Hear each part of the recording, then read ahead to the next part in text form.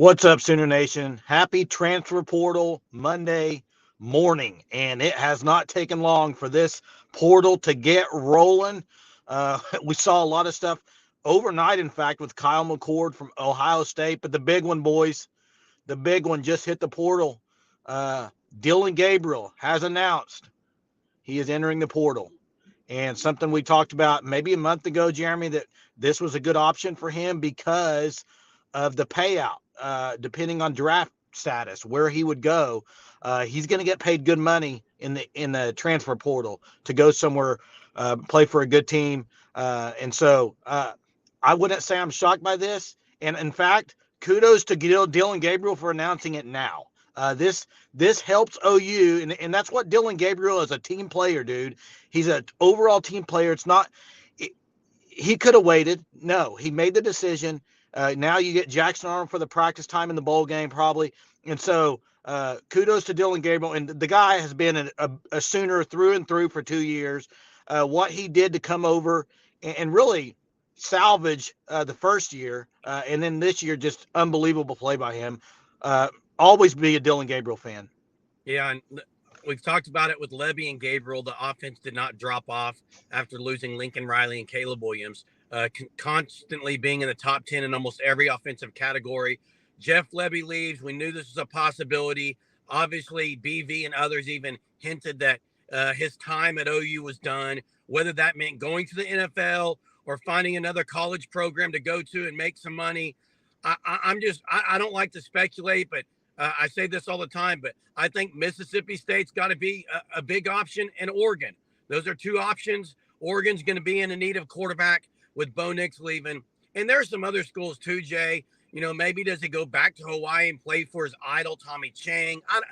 I don't know. I think he's going to do what's best for him, and that's what he should do. And like you said, kudos. He's been a great Sooner. I said last night on the live that I expect Dillon Gabriel to announce in the next couple days. And it didn't take long, like you said, Jay. This is Jackson Arnold's team moving forward. And OU fans, all you OU fans who said you weren't going to watch the bowl game, what do you got to say now? Hey, and Jeremy, back onto where he may end up. Listen, I'm not a big speculator either, but you mentioned Oregon. Oregon, to me, is a real viable option because he grew up an Oregon fan, really idolized Marcus Mariota at Oregon. Loved it's kind of like his hero, quarterback hero. And the thing is, if you're Dillon Gabriel, you have nothing left to prove in college, stat-wise. Nothing.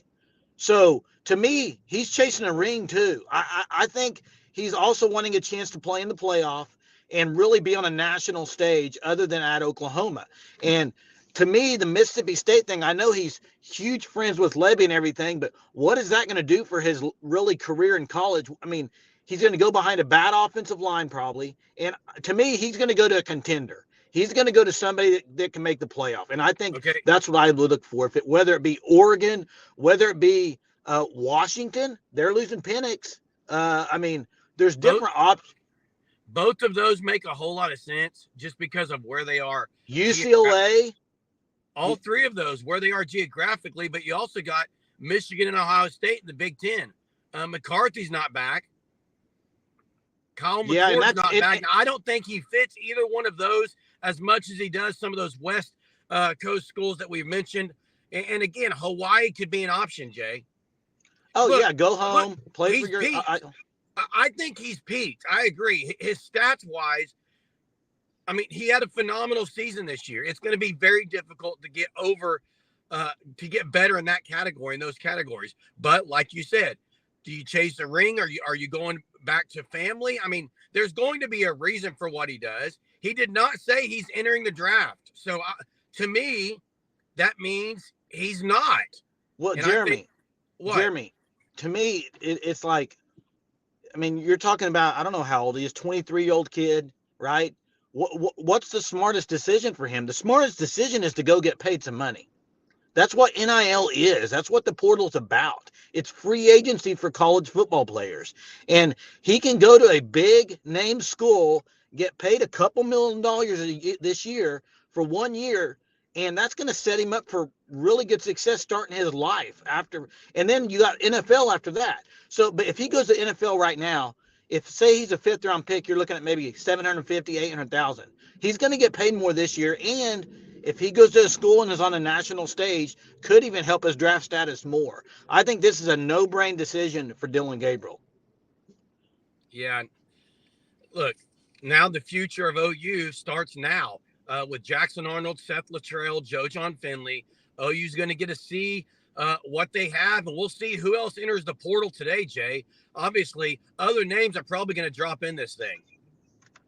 Yeah, and I don't think you can be surprised by any name you see anymore in portal. It doesn't matter what team it's who it is, it doesn't matter what position, it doesn't matter their status on the team. It's free agency in college football. That's what this is. And it's people trying to better their livelihoods, not just football career. I mean, yes, football career is part of it, but some of these guys that enter the portal, it's all about, okay, setting them up for success in the future. And Dillon's doing that with this decision. OU is moving on because Jackson Arnold, 5-star, is not sitting in. If he's set, he'd probably transfer. You can't have that for the program. So Dillon Gabriel, and that's the thing. Dillon Gabriel's always been a team guy, team first. That's you want to explain Dillon Gabriel as team first guy. That's period. That's what he is. And he came to OU when they needed him, and now he's leaving OU after 2 years, making it a better spot, and he's going to go make some money. But Jay, it also shows me, and it's very clear, this was communicated. This has been communicated all year. This was communicated when he got here, when Arnold committed. They knew that it was going to be Arnold after this, and there was talks of that. And I give kudos not just to Dillon Gabriel. He could have just stayed here and made a big deal, made it a difficult situation. Of course, he's not going to do that, but I also give kudos to BV and staff because obviously they had the conversations. And those are difficult conversations to have if you look at the numbers that were put up to say, hey, you're not going to be the guy next year. That had to have been said. And again, across the board, I think this was handled the right way across the board. And best of luck to Dillon Gabriel.